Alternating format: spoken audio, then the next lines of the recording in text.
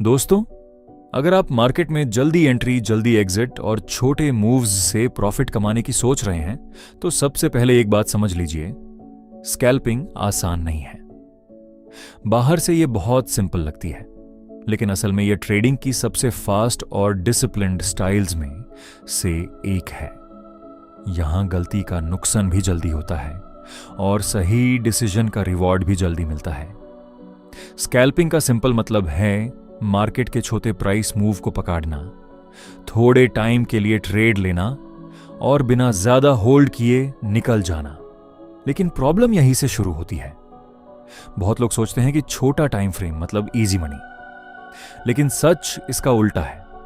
छोटे time frame में noise ज्यादा होती है, फेक ब्रेकआउट ज्यादा होते हैं और इमोशनल मिस्टेक्स बहुत जल्दी होती हैं। इसलिए आज मैं तुम्हें एक सिंपल और प्रैक्टिकल स्कैल्पिंग स्ट्रैटेजी बताऊंगा जो बिगिनर के लिए भी यूजफुल हो सकती है। इस स्ट्रैटेजी का बेस है ट्रेंड के साथ ट्रेड लेना, पुल बैक का वेट करना और कंफर्मेशन के बाद ही एंट्री करना। सबसे पहला रूल, मार्केट ओपन होते हाई ट्रेड मत लो। ओपन के तुरंत बाद मार्केट बहुत नॉइजी होती है। कभी गैप फिल होता है, कभी सडन रिवर्सल आता है, कभी प्राइस दोनों साइड झटके देती है। इसीलिए पहले 10 से 15 मिनट सिर्फ ऑब्जर्व करो। देखो प्राइस VWAP के ऊपर है या नीचे। देखो EMA 9 और EMA 20 किस साइड है। देखो कैंडल्स क्लीन है या ओवरलैपिंग। और सबसे इंपॉर्टेंट, वॉल्यूम किस साइड बिल्ड हो रहा है। अब सेकंड स्टेप, ट्रेंड आइडेंटिफाई करो। अगर प्राइस VWAP के ऊपर है, EMA 9 EMA 20 के ऊपर है और चार्ट हायर हाइज और हायर लोज बना रहा है, तो मार्केट बुलिश हो सकती है। अगर प्राइस VWAP के नीचे है, EMA 9 EMA 20 के नीचे है और चार्ट लोअर हाइज और लोअर लोज बना रहा है, तो बेरिश सेटअप देखना है।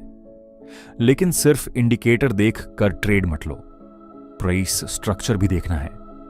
अगर चार्ट मैसी है, कैंडल्स ओवरलैप कर रही हैं और डायरेक्शन क्लियर नहीं है, तो ट्रेड गैस बन जाएगा और गैसिंग ट्रेडिंग नहीं होती। अब आता है सबसे इंपॉर्टेंट पार्ट, मूव को चेस मत करो। यही बिगिनर्स की सबसे बड़ी गलती होती है। 3 ग्रीन कैंडल्स देखकर बाय, 3 रेड कैंडल्स देखकर सेल। यह ट्रैप है। सही तरीका यह है कि पहले ट्रेंड आइडेंटिफाई करो, फिर प्राइस को थोड़ा पुल बैक करने दो। अगर बुलिश सेटअप है तो प्राइस के पुल बैक का वेट करो। बेस्ट सिचुएशन तब होती है जब प्राइस EMA 9 या EMA 20 के पास आकर थोड़ा रुकती है, AOR pull back candles weak होती हैं, फिर एक स्ट्रॉन्ग बुलिश कॉन्फर्मेशन कैंडल बनती है। अस कॉन्फर्मेशन कैंडल के हाई के ऊपर बाय एंट्री ली जा सकती है। अगर बियरिश सेटअप है तो वीक बाउंस का वेट करो।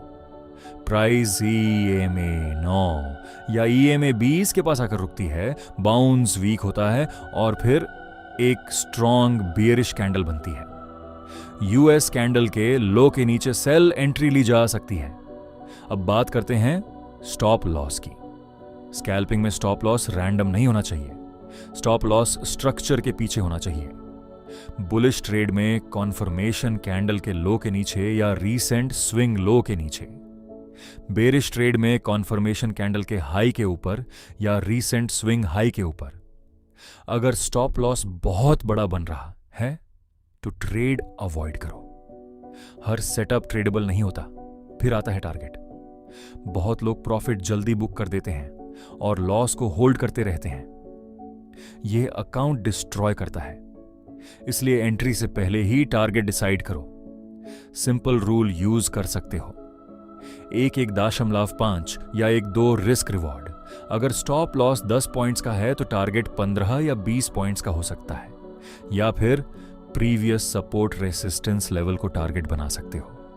अब एक बहुत इंपॉर्टेंट चीज, साइडवेज मार्केट में ट्रेड मत लो।